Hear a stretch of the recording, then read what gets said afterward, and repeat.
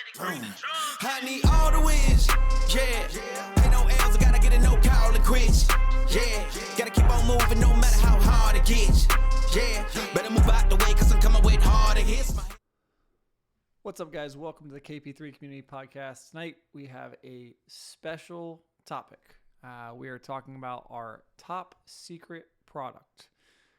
This product that we're talking about tonight has changed our athletes' health and performance. It's influenced some of our most famous work in terms of the baseball industry, what people know us for. It's influenced the construction of some of today's top tech products in baseball, and it's actually been used by some of baseball's top universities and MLB pitchers. With all of that being said, you might be asking the question if all of those people are using it and it's been that notable in your work, then how in the world could it be considered top secret? And the reality is, what we're going to be talking about today is not the product itself necessarily. We're going to go a little background detail on what the product is, but sort of the top secret way in which we use it. So before we get started today, I want to take a second and just say thank you to everyone who has tuned in over the last few episodes. I've really enjoyed talking with everyone and interacting with your questions following these podcasts. I want to encourage everybody, if you haven't already, go check out on our website at connectedprobaseball.com. Check out KP3 Community tab, where you'll find all the topics from the podcast that you've heard so far and so much more. All episodes you listen to here will be coming from segments found in our conversations and on our courses in the KP3 community. If you're looking to learn more about the cutting edge in pitching development, I highly encourage you to head over and join the community. Updates to the community are coming regularly. We're now offering a lifetime access to all of the community. As many new courses are on the way, you're going to want that lifetime access. Some of you might want to go year by year. That's fine too. Join in, hop in, join the community. We'll see you there. So with that being said, let's jump into tonight to our secret weapon, our top secret product. Really, like I said, the way that we use this product. Something we don't really talk about that much. We have a product that, funny enough, many of you guys don't know about, but anybody that trains with us in-house, many of that have interacted with us in depth over time, have experienced. It's our KP Bands product. Most people think of bands, they hear that term KP Bands, and they think of just the resistance bands. They think of just maybe some arm care that's being done with the resistance bands, kind of like the other resistance band products out there that have been white labeled over the years. Our bands are unique because they come with a special device. I say special, it's a very simple device, but we call it our TISO unit. And with that unit, there's been a ton of research around how we can model the shoulder and test readiness daily for our athletes. So without further ado, let's dive into tonight some background here. Give you guys a little origin story of exactly what KP bands are and where they came from. When we were first getting started back in 2020 on this project, as you see here up on the screen, we were actually using a basic luggage scale. And we had this question. This whole thing came out of this question. The question was, how can we improve the bands products that exist out there today? So all of our athletes had purchased resistance bands, and they were doing quote unquote arm care. But if you went out to the field, you watched every guy do the same 5 exercises all the time. You watched a number of athletes just kind of doing whatever exercises they wanted to do. There was no real rhyme or reason. And then we realized beyond that our athletes that really were devoting themselves to these arm strengthening protocols, a lot of times those arm strengthening protocols were maybe too much on days where they had already taxed themselves throwing in a game.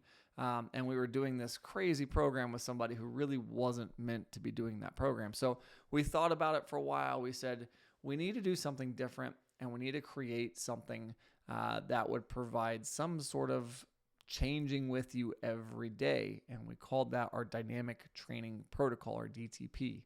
So what you see here in these pictures, this is our guys using EMG, so Naraxon, EMG sensors to look at actually the musculature in the shoulder. We took dynamometry data from the last 30 years, and we looked at each muscle of the shoulder when put into certain positions with an isometric contraction, what muscles were most activated, and what EMG analysis from the past 30 years had told us about dynamometry. And what was cool is we, out of that, found this testing protocol. We have these 9 different tests. Here you see one of our MLB athletes doing that testing. And you see one of our guys here doing that testing as well. So we have 9 different positions, and we bought these custom sensors and scales that would allow us to provide that data. It's so simple. It comes out as force production. We back calculate it into torque to provide ourselves value in certain positions and validating these positions. So we provide this set. We run it through our app. So again, we create these tests. We allow our app to run the algorithm to those tests to normalize it to the individual athlete and put you within your populations and compare you against your populations. And then we create this protocol for the resistance bands for each individual athlete on a daily basis. So you see the app here, you see the resistance bands, you see the TISO testing unit and our travel bag.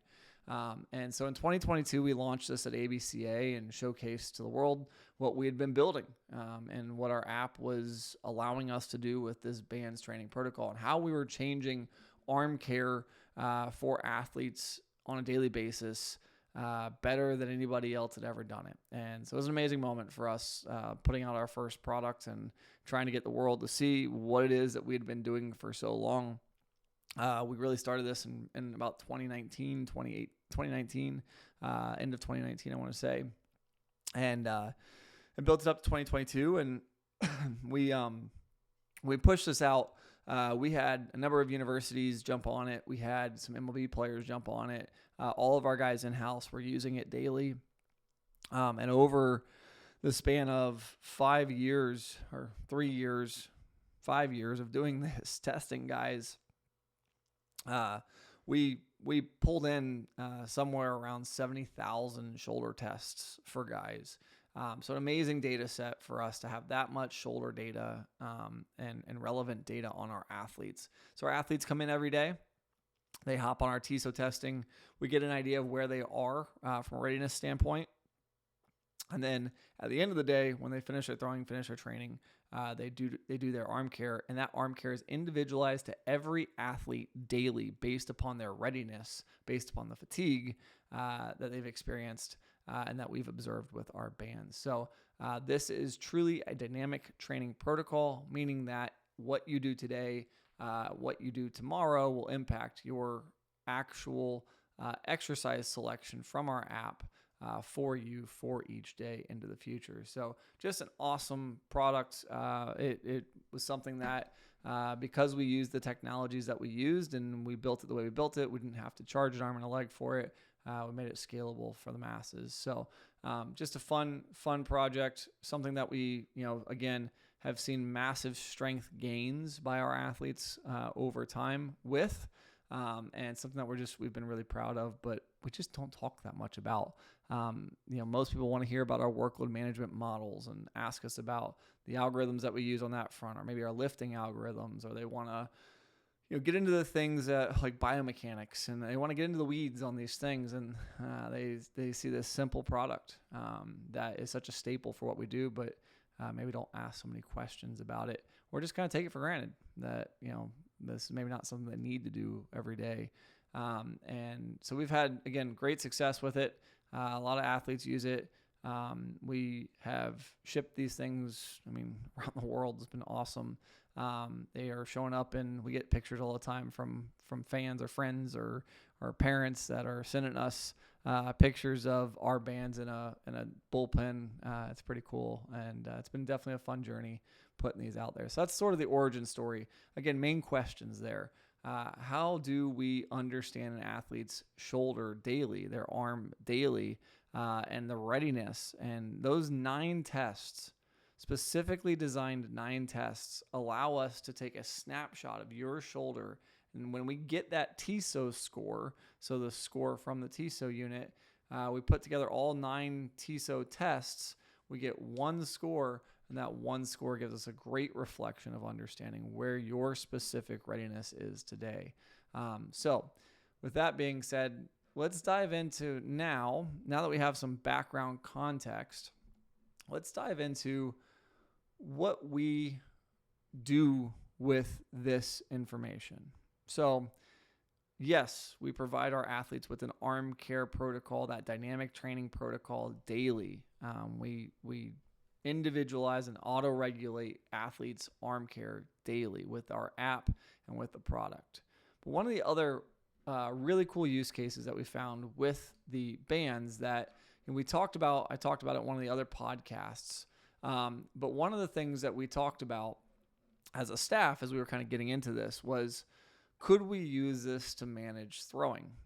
And as we did the research on it, we wanted to know, was there a direct correlation between ACR, the prediction of fatigue, and our shoulder testing, which would be the actual force being produced by the musculature on any given day, which we would call our actual fatigue. So we have the predicted fatigue, which is the ACR, and we have the actual fatigue, which is the shoulder testing. Now, again, like I said, we have 70,000 tests. We have looked at every which way how we can take our throwing workload data, and we have a lot of throwing workload days attached to each individual athlete that's ever come through our facility and those that are at remote and the teams that we've worked with. We have a lot of throws that we've captured. Typically in a single year, we capture somewhere in the ballpark of about 2 million throws. That number is going up, not going down. So we can tag those throws against the actual fatigue, the actual readiness of your shoulder through our bands testing, our TISO score. And we've compared those things.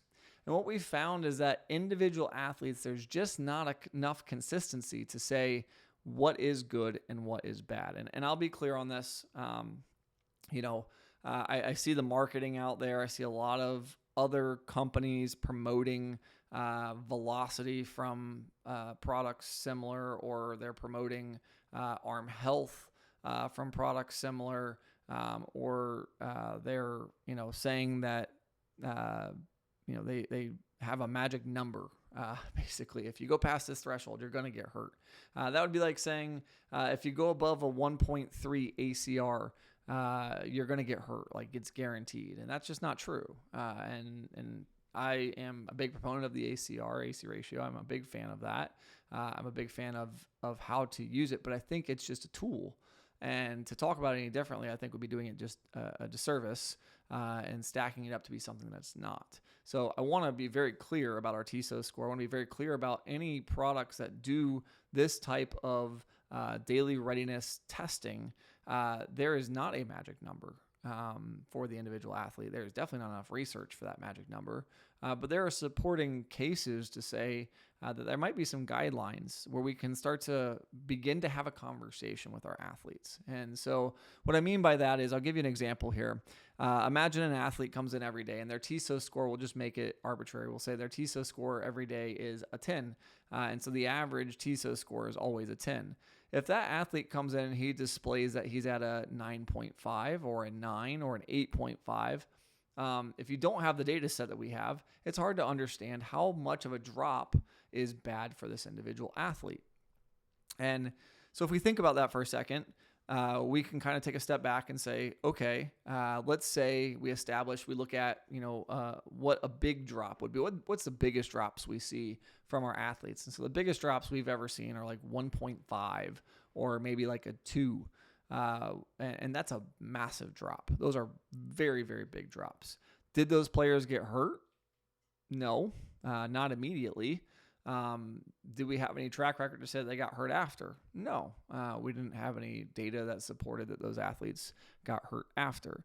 So I would say one thing that is to be clear here is that in-house with the players that are using our product, and tracking the players that we have that do our program, those are the ones that we pull the data from, we do a pretty good job of managing throwing workload. we do a pretty good job of understanding fatigue and trying to mitigate that.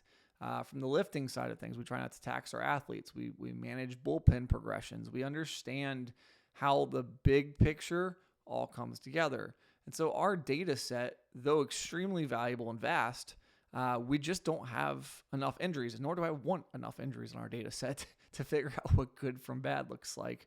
The reality is, if we wanted to do this on a much larger scale, we'd have to find injuries in our data sets that would reconcile us saying, if you had a 1-point TISO drop, that would be considered bad, or you're much more likely to get hurt. We just don't have that data, and it's been a challenge for us over the last couple of years to find that data because, quite frankly, I don't want guys getting hurt. I don't want to push guys into a position where they are fatigued or injured. And so as much as it would be nice to find those numbers, it would mean that some guys, again, potentially on our watch, prefer it not that way, or potentially with using our products, would go down to injury because of mistakes. And we'd prefer to educate our guys and make sure those mistakes don't happen. So I want to be clear. I'll put that out there first and foremost, that we don't know good from bad yet. We've looked through our data sets. We just don't have, it's not clear. But there is a good practice here, and that is looking at when guys' performance starts to drop.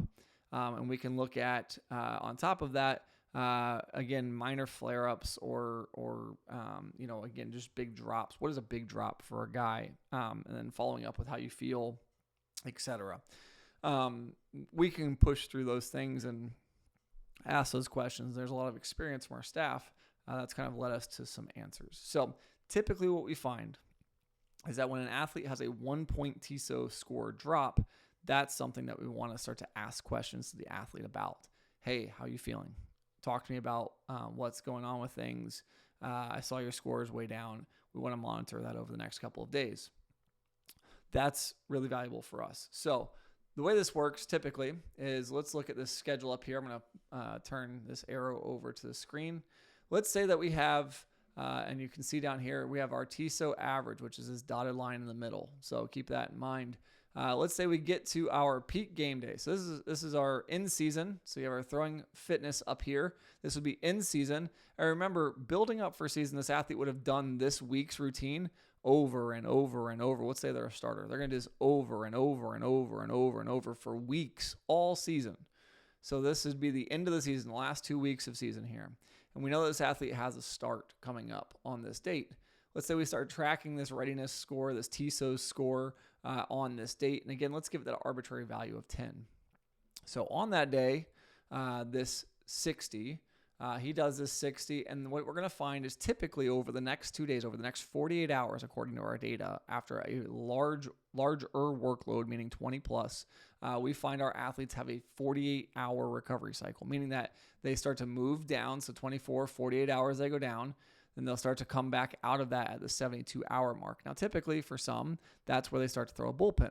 So they'll introduce a bullpen day there at that 72-hour mark. And so they go up a little bit. They flatline typically, depending on how hard they press the bullpen. And then you'll find them, they come out of it and ready to go back to the peak. So let's say they started at a 10, right? They threw a 60. They go through that recovery cycle over a few days. Let's say 7 days later, they're back. They throw at that 60 again. On that day, they're at a 10. That would be an athlete who recovered well and got back to that peak readiness on game day. So that would be a very, very good job for that athlete, recovering well, sleeping well, eating, doing all the stuff, making sure they're on a throwing progression that makes sense. They're staying consistent in what they've done. Their body's adapted to that. Now, I'm going to throw one caveat at this tonight. And I'm going to explain to you where I think this is our secret sauce. So if you're wondering from the lead, where is our secret sauce? What is it that you guys do that's so unique? What are you guys hiding behind the scenes? I wouldn't say that we're hiding it. We've talked about it enough. But it is surprising to people when they find out how much we lean into this, especially during certain phases. So like our velocity phase, I pretty much only rely on our TISO score for the velocity phases of throwing for our athletes. I do not look at the ACR because doing my job, as long as the athlete's showing up every day, doing my job, I know where that athlete is coming in. So here's typically, I'm going to give you guys a snapshot here. This again, the secret sauce. This is how we push guys through our velocity phases when they do it with us in-house. So again, some background context here. Typically, in season, an athlete would throw at a chronic workload of, let's just say, 15 chronic workload. So this would be that fitness. They hold that fitness all season. Remember, they're repeating that over and over and over and over and over and over and over again. So their ACR is roughly around like a 1. They're repeating the same schedule over and over. There's no change. That ACR just represents change. There's no change. Throughout the week, it'll fluctuate. We'll just call it a 1, right? There's no change. So once season ends, this for me, this is usually the end of fall. One of the biggest mistakes that college baseball teams especially make is the fall season ends. They've had their athletes built up. They've thrown minimum innings, but they have maximum chronic workload with these guys. They've thrown a lot of bullpens. They've got a lot of volume. They've built these guys up, and they don't take advantage of being built up. A lot of times, these programs, they will give these guys time off. Let's say they go 3 weeks off. They don't give them enough ramp-up time through the winter, and then they get back in January and they try to do some sort of velocity program, or they try to do some sort of, immediate inner squatting where they're pushing guys in game, and these guys just aren't ready.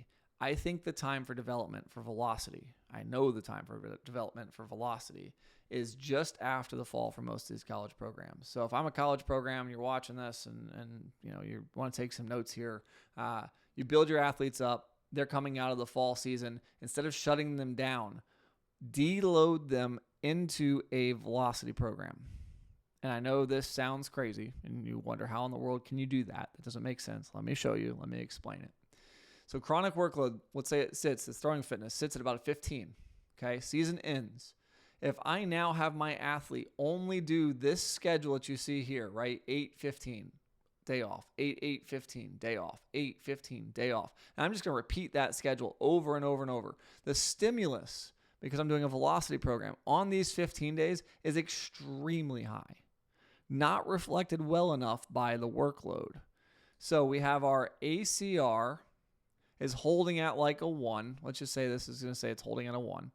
And then when I do this schedule, this ACR is going to drop. It's going to drop fast because I'm not doing the same workload that I was doing during this period of time. So the ACR is going to say that you're detraining,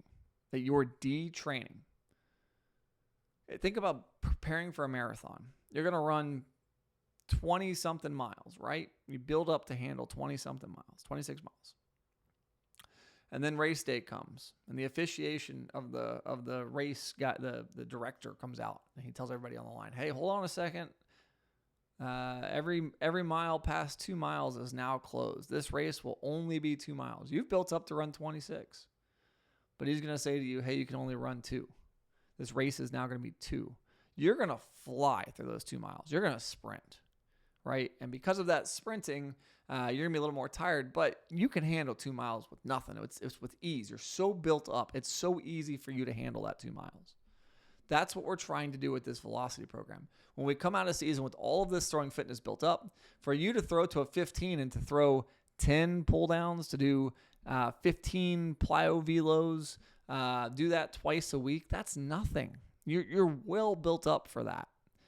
The running back and forth, if you're going to do running guns, taxes the CNS sometimes, and the pace at which we give ourselves time to rest between those throws matters. Plyo velos, a lot of guys, again, rapid fire those plyo velos. That's a different type of fitness here, but typically what we acknowledge, and then we talk about the underweighted balls, guys throwing up into, let's say you throw 92 miles an hour and you're throwing up at the 100 mile an hour range. Your body's not used to that. That can impact the arm, but we don't have a way of expressing that from an algorithm standpoint in our throwing workload. We do the best we can from a valgus torque reading or from an arm speed reading and provide quantification to that. But we don't have a best way of sort of preparing for that. So if you're only going to do 10 throws, you're going to do a long toss, or you're going to only do 15 throws, you're going to do a long toss of the long toss and then the velo stage, what you're going to find is that workload equals about a 15. And so the ACR is going to tell you you're detraining. Again, you're not. you're going through a velocity phase at which your body's going to be taxed. So you're not really deloading, but you're just not throwing 4 innings like you were before. Your body's well prepared for that. Most of the time, what happens to guys is what you're going to see here. Most of the time, the reason that guys fall out of a velo program and cannot complete 4 full weeks of throwing is because most people just build their athletes up to reach what is just enough for a velo program, or just when they arbitrarily think that they're ready for a velo program, and then they throw the athlete into the velo program. They go, here you go get it. And so let's say they did this right and they used a workload base and they planned this, which most don't, but let's say they did. They build the athlete up to handle just the right amount of velo phase, just to meet what would be that velo phase, and they expect that velo phase to progress them, or to at least just maintain that chronic workload, that throwing fitness. What you find is athletes are underprepared for that. And typically what you find is that athletes will start to, so let's get to about right here in our stages. Athletes after the first week, you'll find that their TSO scores, their readiness scores, their actual readiness score, so that not the projected, but the actual, will start to fall. And then it'll fall again. And each recovery cycle that they go through, from one velo day to the next velo day, they're going to slowly and gradually become less and less ready to meet the demand of that velocity program. So that's also why velocity programs are extremely dangerous for guys, not because they are incapable of doing them, but it's simply because they're just not built up for them, or at least from a quantification standpoint, they are not ready to be built up for them. So when we talk about this program, you can't rely on ACR for this. You can't rely on the AC ratio because, like I said, AC ratio is telling you you're detraining, and then somewhere toward the end, it's going to start to normalize again because it's starting to filter out all of these big days of throwing. You're starting to lose that as you get to closer to 28 days.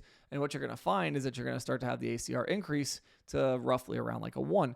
The reality is you're not doing just a 1. You're not doing a 0.7. You're not doing a 0.8. Your body is pretty taxed. So what I do generally in terms of phasing throwing programs with these guys is I'll use the ACR all season. I'll make sure they're throwing week in and week out is right on the money. We want to make sure that we, from a week standpoint, are repeating our weeks best as possible to make sure that our body is adapted and prepared for what we're going to face. We're giving ourselves the best chance possible to face that load on the weekends for our weekend starters. Now, once we shift into, and again, going back to our big secret, this is our secret. Most people would keep on with the ACR. Most people would keep on with readiness. Most people would build up an athlete in their throwing progression, and then they would jump into a velocity program, and they would see that ACR is fine. They can't understand why their athlete's output's going down so low. What we do is we take it as a phased approach. And so we say, okay, season ended. I'm going to keep ACR in the background. I'm going to just not really pay attention to it. It's going to be there, but I'm not really going to pay attention to it for a while. What I'm going to do is I'm going to now look at this TSO score day in and day out through this velocity progression, and I'm going to start to understand how our athletes are interacting with this velocity program.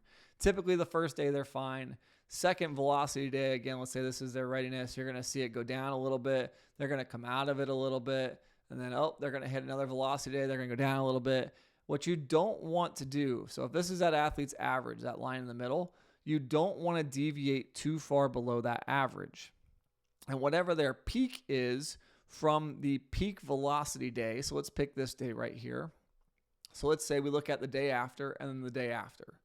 If that athlete is at a 1 in terms of a drop of TSO, if they have dropped 1 point from their TSO on this day when they were supposed to be at their peak readiness, if they've dropped 1 point, that is a big drop and it warrants a heavy conversation. Should we continue on, or do we need to, again, pause, or do we need to extend or lower the intensity, do something different? So I will maintain a program like this with a guy, and then some of these days they can't match that maximum output. We'll use just some lower intensity, but increase the volume and try to keep them on pace best as possible so we're not losing days in our progression. So again, we're trying to, during that 4-week period, we're trying to express the skill, right? We're trying to express this underweighted throwing in many cases, trying to get the body to, from an adaptation standpoint. There's a lot of things we're trying to accomplish, but we're more than anything, we're trying to get our athletes to express, and in my opinion, with our weighted ball stuff, especially, and with our velocity programs. One of my main goals with most of my guys is just to understand intent. And let's just be honest about it. A lot of our guys, self-organization and all these other things, yes, all there. Don't get me wrong. Totally planning for those things, but just one of the main focuses is intent. So for 4 weeks, we're trying to give ourselves as many times as possible in the week schedule to go out and express that peak intent, trying to teach our guys to push through that threshold, trying to get the body to get used to throwing at these peak velocities more often. And after 4 weeks, we might deload, we might take some time off and then rebuild with an on-ramp, or we might just go right from here and go right into, if the guy's feeling fine, we might jump right into some bullpen progressions. Most of the time we take that deload. Again, we're coming out of a season usually. We go through that velocity phase on the back end, take a small deload, and then rebuild. Typically, we'll try to do that. Again, it just kind of depends on the athletes, an athlete-to-athlete basis. I call this process, I've dubbed the name of this after not really having anybody else I've seen that's ever done it, but I call it variable regulation. So ACR is regulating throwing for our athletes on a day-in and day-out basis. In my opinion, if we use our TISO scores, that will also regulate our throwing on a day-in and day-out basis when we go through these types of phases. So there's other progressions, other reasons. Those first couple of weeks for guys when they're getting back, ACR is useful for us, and other technologies it's not useful. We use our KP pad model to establish what an athlete's readiness looks like, and with the ACR. So we'll govern our on-ramp with, most of the time we'll govern our on-ramp with the ACR. We'll govern our in-season with the ACR.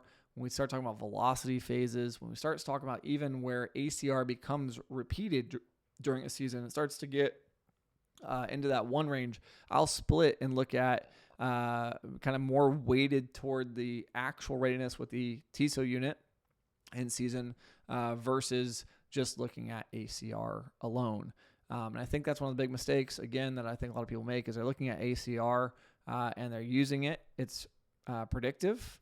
It's projecting that you might be in a fatigue state if you do these things. And it's extremely valuable because it allows us to look into the future and sort of map out where we think you might be if you do these types of loads. That is something that the TISO score does not do. I cannot predict where you're going to be into the future. That is based upon a number of variables. But when we get that actual data on a day-in, day-out basis, it allows me to just cross-reference and double-check that what I'm doing with my athlete today, even though it's written and planned all based upon our workload models, that it is the right thing. Last thing I'm going to say on this is that when you start to consider throwing, I've heard a lot of people say, well, we could just govern an entire throwing program based upon strength data. And I don't think that's the case.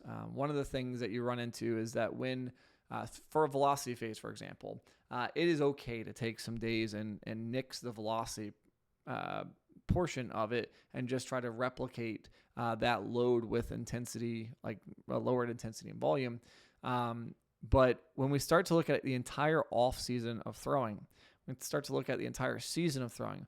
If we start to reduce, so every time an athlete comes in and has a shoulder score that's down, if we reduce that throwing load, especially in the on-ramp and prep for season, that athlete's not going to be, from a throwing fitness standpoint, that athlete's not going to be ready for the load they face in season. So even if it's just one day down on my model, and I take that day off, especially like a bullpen day, I take that day off, it could mean the difference in me being ready for the load that I face in season and not.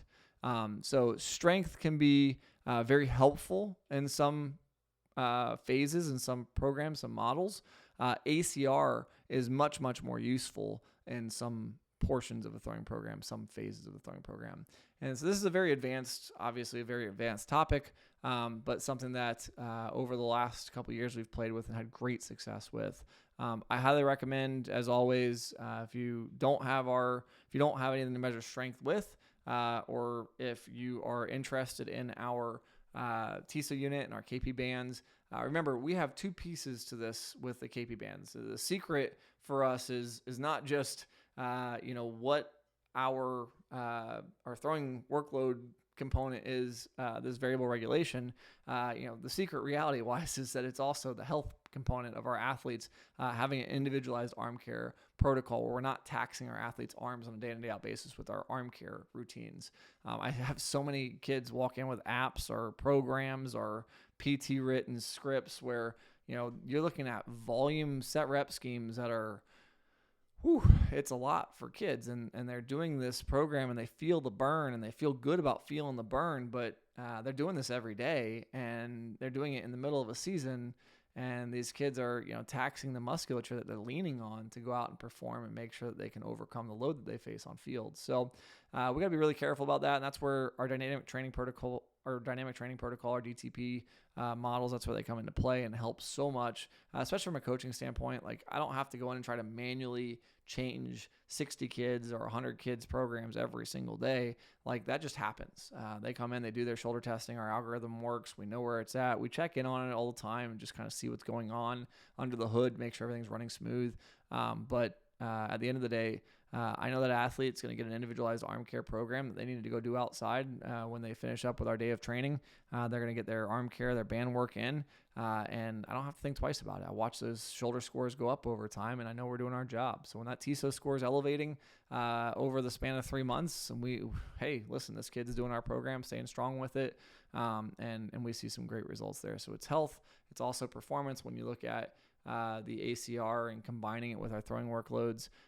It's a great process and something that as a coach definitely takes some getting used to kind of get to know this stuff. But I tell everybody, if you're looking for a place to start with KP and you're unsure, you love our stuff, you love our content, but unsure where to kind of begin with us, the bands are the first place to start.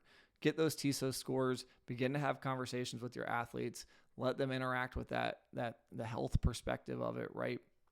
Staying on top of their shoulder testing and their shoulder strength on a daily basis.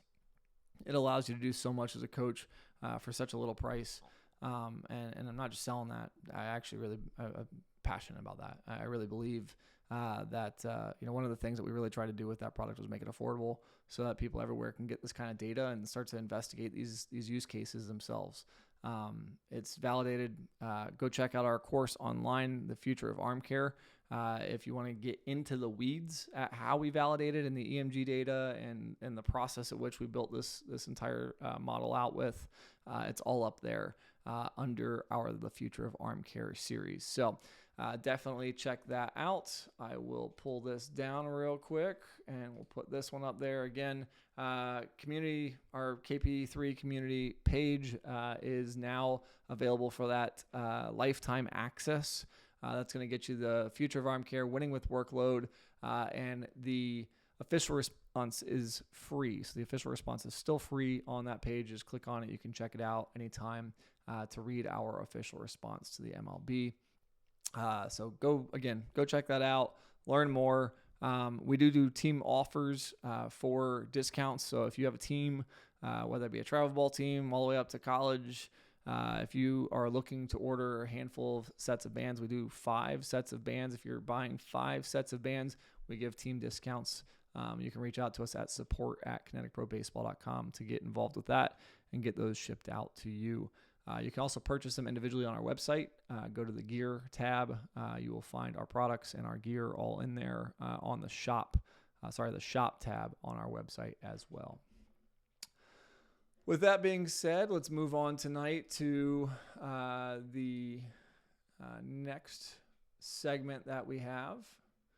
Hold on just a second. There we go. All right. So this question tonight is coming from, let's get my camera back up here. This question tonight is coming from online, one of the questions that was asked, and I appreciate, again, guys, appreciate you guys interacting with us, throwing comments down on our videos and sending us emails. We've gotten so many emails since starting. It's been awesome to interact with you guys and to chat. The question was, does arm strength mean more velocity? So that was the question. And again, this goes back to, if you go online, you look around, you're going to see a lot of arm health products, people that are providing information on what to do from like an arm care perspective. And they're saying that velocity comes from arm health, or from, making your arm, your shoulder, your forearm stronger, your biceps, whatever. And to some degree, I want to express this as like a age-old saying that people have talked about in baseball. That is, you can only accelerate as fast as you can decelerate, and there is some, again, some basic evidence of that, and I don't always believe in the arm working that way. I think that that's really overly simplifying things to reach the masses. But what I will say to answer this question direct, does more arm strength mean more velocity? Well, I would say one of the things about velocity that's hard for people to understand is that it's not generally just you fix a mechanical thing and then voila, velocity shows up. If you want to throw harder, one of the things that you have to do is you have to throw harder more often. And so I talk about it with sprinting. And if I put you on a track today and I had Usain Bolt there, and you guys are going to run against each other, and I said, you got to beat him. First off, I think none of us would have any hope showing up to the line to race against him, but we'd maybe give it our best effort. And I think we'd appreciate how fast he is. But if you want to run faster and you want to track him down, each and every day, each and every time you go up to the line to race, you're going to have a schedule of training, and each and every day that you get to show up to the line to run at peak speed, you're going to have to give it your all. And so the only way to run faster is by running faster. I know that sounds crazy and simple, but the only way to run faster is to actually run faster. The only way to throw harder is to actually train throwing harder.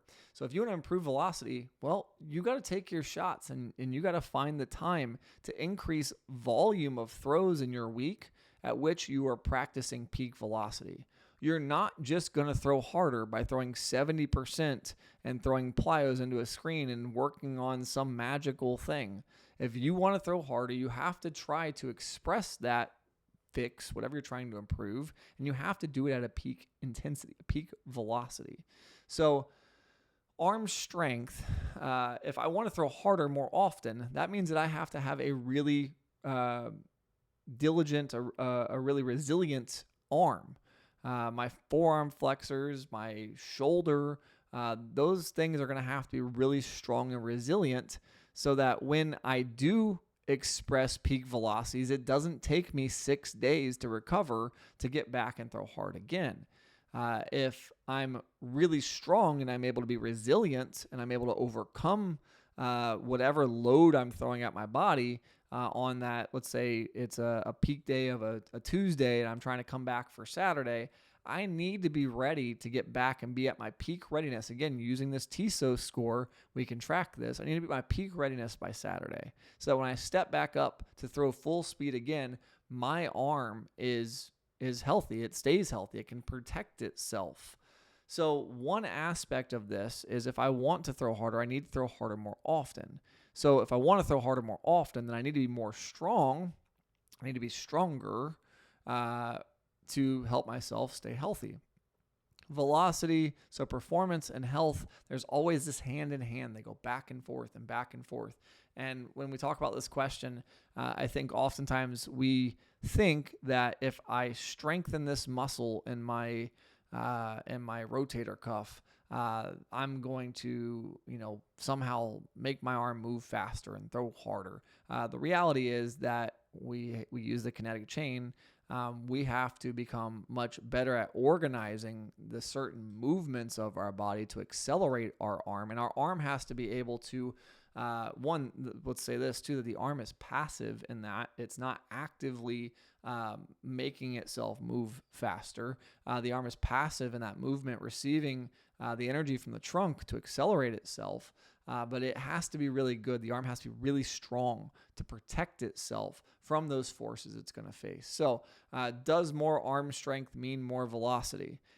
In one regard, more arm strength can be, it does not give you more velocity. However, with more arm strength, you have the opportunity to express more velocity more often, and that should lead to more velocity. So this is sort of it's a great question, and one that I think from a marketing standpoint has been oversimplified and sold to the masses. And I think this is something that needs to be understood a bit better. Again, and it's the same thing with mechanics. You go online to YouTube. Oh my gosh, there's so many mechanic videos out there on YouTube today. And I think the same thing. It's, yes, you can make your lead leg or your glove side perfect, whatever that means to you. It can be quote unquote perfect.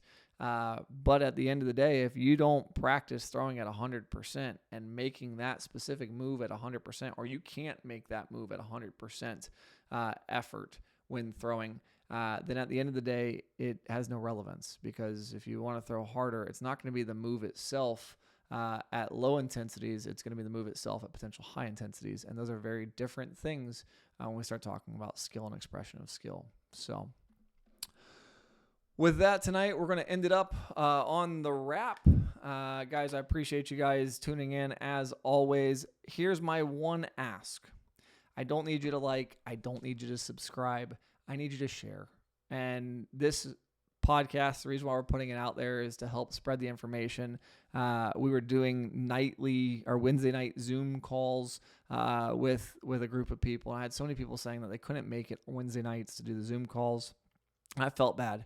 I wanted to really distribute this information and start to, again, connect with the community, talk to you guys. And some people, were especially players, were wanting to get involved and learning more about what we were doing from our courses perspective. And they just wanted more information. So I felt this podcast came out of a need, and I wanted to put this out there, provide high level information for those that are wanting to learn more.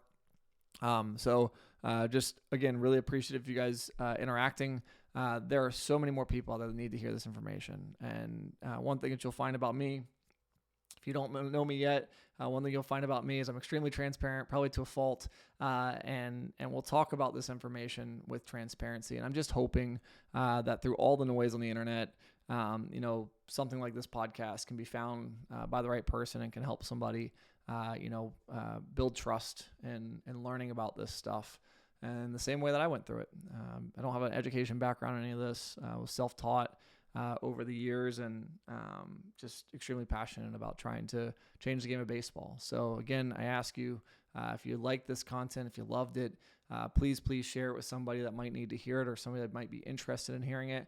That's the biggest way that you can help us for the long term.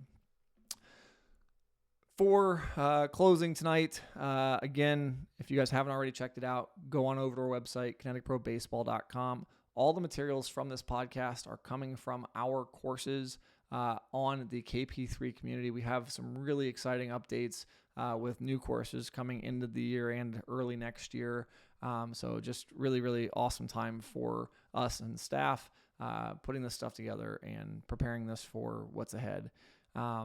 If you guys have anything that you want to hear me talk on from our courses, or if you are curious or interested but have questions on the courses, please reach out, support@kineticprobaseball.com. Happy to engage with you guys, talk to you. You can also comment below on these videos and ask questions. But again, if you haven't already, head on over to our website, kineticprobaseball.com, click on the KP3 community tab and check it out. Again, free resource in there is our official response to the MLB on the MLB injuries report. It's 58 pages that we wrote to try to, again, reconcile our differences with what we felt was presented in the MLB injury report. Go on over there, check it out. As always, guys, I appreciate you. We'll see you guys on the next one. Please, again, share it with a friend if you get a chance. Thanks. See you.